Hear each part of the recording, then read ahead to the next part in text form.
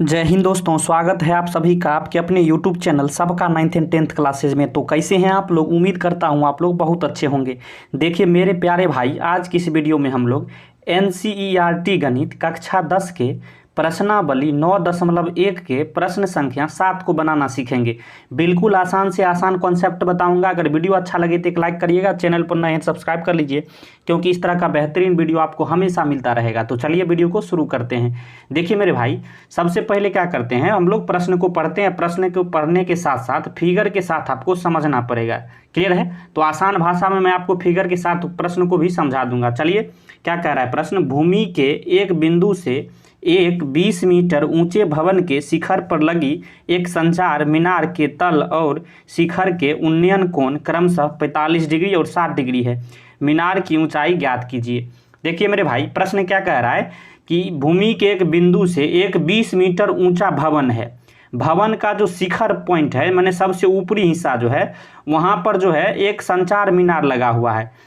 Clear है? संचार मीनार के तल और शिखर के उन्नयन का कोण 45 डिग्री और 60 डिग्री दिया गया है। तब मीनार की ऊंचाई ज्ञात करने के लिए आपको कह रहा है।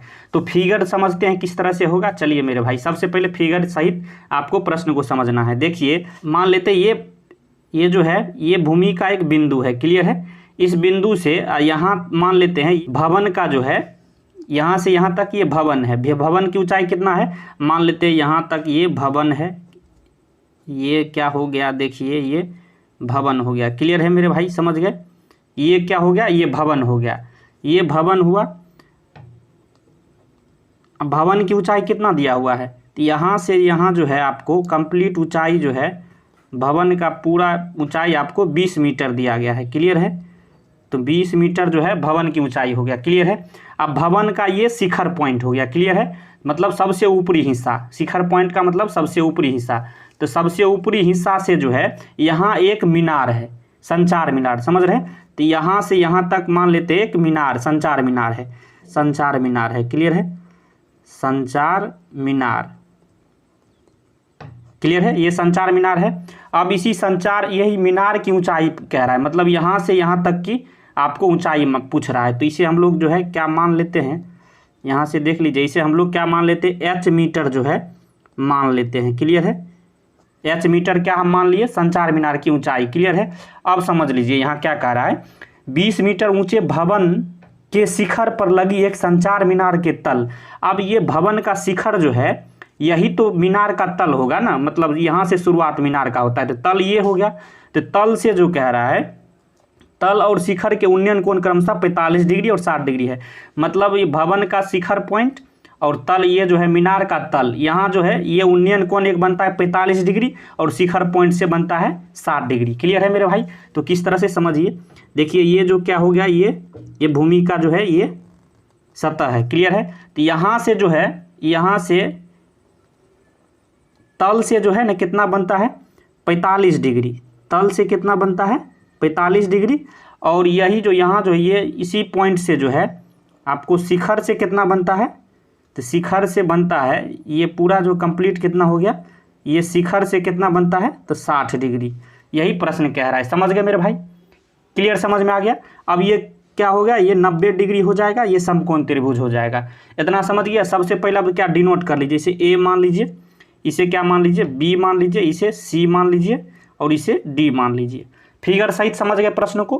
क्या निकालना है? संचार मीनार की ऊंचाई, मतलब H मीटर जो माने हैं इसका मान निकालना है। तो जो जो अभी फिगर में किए हैं सभी को यहाँ लिख देंगे। सबसे पहले जो है क्या माने हैं, माना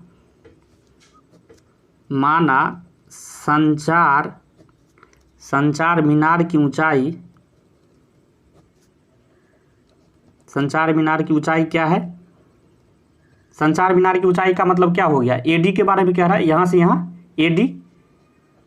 क्लियर है? AD बराबर क्या माने हम लोग, H मीटर। क्लियर है? H मीटर हम माने हैं संचार मीनार की ऊंचाई। समझ गए मेरे भाई? AD का मान हम लोग H माने हैं। उसके बाद जो है भवन की ऊंचाई क्या हो जाएगा, भवन की ऊंचाई मतलब क्या हो गया, अब भवन की ऊंचाई कहाँ से, C से D तक, यही ना भवन की ऊंचाई है। तो CD का मान क्या हो जाएगा, भवन की ऊंचाई मतलब CD का मान 20 मीटर दिया गया है। क्लियर है? समझ गए?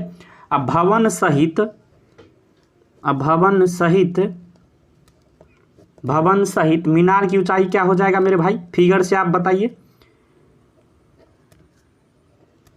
फिगर देख के बताइए। भवन सहित मीनार की ऊंचाई मतलब क्या, AC का मान कह रहा है, तो AC बराबर क्या हो जाएगा, AC का मान बराबर क्या हो जाएगा, AC भवन सहित मतलब मीनार की ऊंचाई तो AC हो गया, तो AC का मान क्या, यहाँ से ये 20 मीटर है, ये AD का मान, AC बराबर क्या AD प्लस CD होगा, तो CD का मान यानी भवन की ऊंचाई 20 मीटर दिया गया है और इसका H माने हैं, तो क्या हो जाएगा, दोनों को जोड़िएगा तो 20 प्लस H मीटर क्या हो जाएगा, ये जो हो गया भवन सहित मीनार की ऊंचाई। क्लियर है, इतना लिख लिए। अब चलिए समकोण त्रिभुज छठका में सबसे पहले हम लोग बात करते हैं। क्लियर है मेरे भाई, तो समकोण त्रिभुज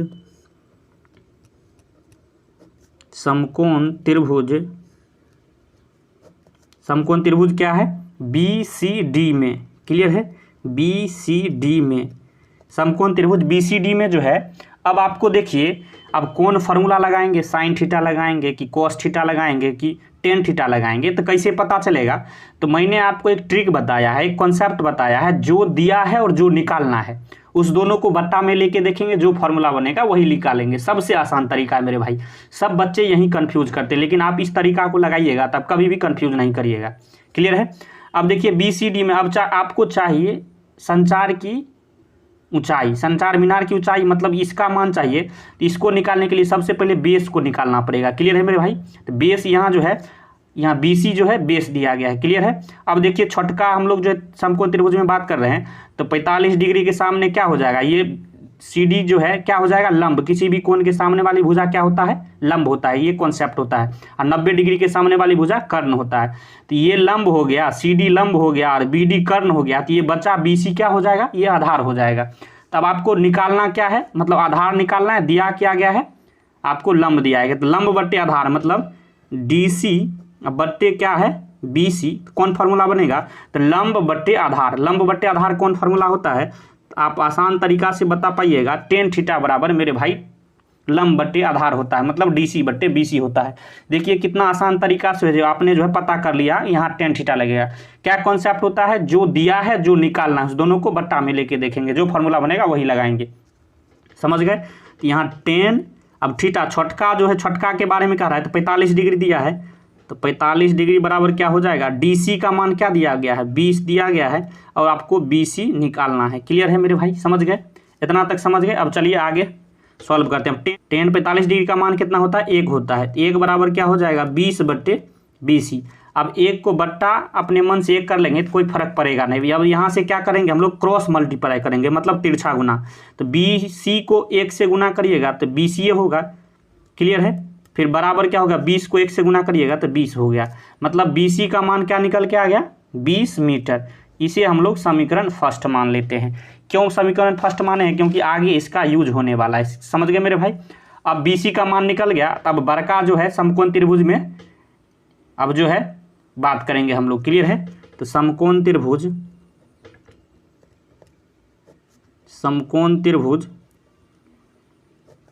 त्रिभुज क्या हो जाएगा, अब ACB में, ABC या ACB में अब आपको बात करना है। क्लियर है मेरे भाई, अब देखिए, अब आपको जो है यहाँ अब लंब क्या हो जाएगा, एक बात आप खुद से जो है यहाँ वीडियो रोक के समझिए, लंब क्या हो जाएगा किसी भी, अब ये यहाँ से ये जो है पूरा 60 डिग्री दिया है, किसी भी कोण के सामने वाली भुजा, अब यहाँ AC लंब हो जाएगा, 60 डिग्री के सामने वाली भुजा क्या हो जाएगा, लंब हो जाएगा। और ये 90 डिग्री तो वही है, 90 डिग्री के सामने वाली भुजा कर्ण हो जाएगा, मतलब AB यहाँ कर्ण हो गया और AC लंब हो गया, और ये बचा, ये आधार दोनों में सेम ही होगा। क्लियर है, अब आपको दिया क्या है, निकालना क्या है, सबसे पहले यही फोकस करेंगे। अब आपको जो है दिया गया है, AC दिया है और आपको BC निकालना है। BC दिया थोड़ी गया, अभी हमने निकाला है ना, है तो इसको मान हम लोग जो है इसका वैल्यू नहीं देंगे, तो जो निकालना है और जो दिया गया है उसी पर फोकस करेंगे। अब आपको AC दिया गया है, ये 20 मीटर है, ये H मीटर माने हैं, तो ये देखिए यहाँ जो है AC दिया गया है। क्लियर है, अब आपको BC चाहिए, तो क्या हो जाएगा AC बट्टे BC। अब AC क्या है, ये AC तो पूरा कंप्लीट लंब है, क्योंकि 60 डिग्री के सामने वाली भुजा लंब होगा और 90 डिग्री के सामने वाली भुजा कर्ण, और जो बचा आधार, तो AC लंब बट्टे आधार कौन फार्मूला लग रहा है, तो फिर से यहाँ टेन थीटा लगेगा, तो टेन थीटा बराबर क्या हो जाएगा, AC बट्टे BC। समझ गए मेरे भाई, तो टेन थीटा हो गया।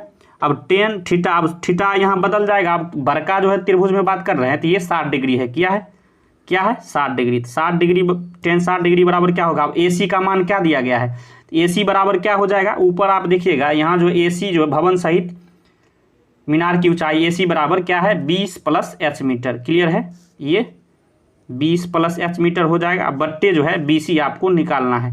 समझ गए मेरे भाई, इतना तक समझ गए। अब टेन 60 डिग्री का मान क्या होता है √3 बराबर क्या हो जाएगा 20 + h बट्टे BC। क्लियर है, समझ गए। अब बट्टा 1 कर लेंगे अपने मन से। अब क्रॉस गुना यहाँ से करेंगे, क्रॉस मल्टीप्लाई, समझ रहे हैं, तिरछा गुना।